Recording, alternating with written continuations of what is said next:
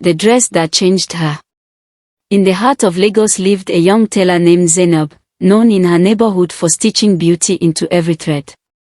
She worked tirelessly in her small shop by the roadside, sewing school uniforms, wedding gowns, and agbadas for people who often couldn't afford much. But despite her talent, Zainab had one secret pain: she never believed she was good enough. She dreamed of becoming a fashion designer known across Africa, yet she told herself, "People like me don't rise that high." One rainy morning, an elegant woman walked into her shop. Her car gleamed, her perfume lingered, and her voice carried confidence. She dropped a sketch on the table, a breathtaking dress. "Can you make this in 3 days?" the woman asked. Zainab studied the drawing. It was complex, layered, luxurious. "I can try," she replied softly. For 3 nights, Zainab barely slept. She poured her heart into every stitch, whispering silent prayers with every fold of fabric. When the woman returned, she gasped. "This is perfect," she said, spinning in front of the mirror. "You're truly gifted."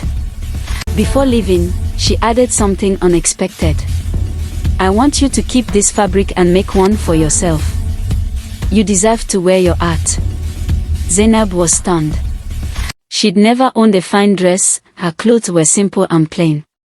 Still, that night, she cut the leftover fabric and made her own version. When she finished and slipped it on, she stood before her mirror, and for the first time, she saw not just a tailor, but an artist.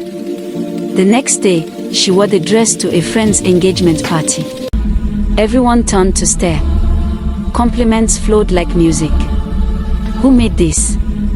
This design is unique. You look like a star."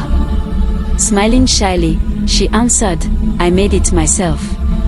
Among the guests was a fashion journalist who was so impressed that she wrote an article titled, "The Tailor Who Dresses Dreams." Within weeks, Zainab's small shop became the talk of town.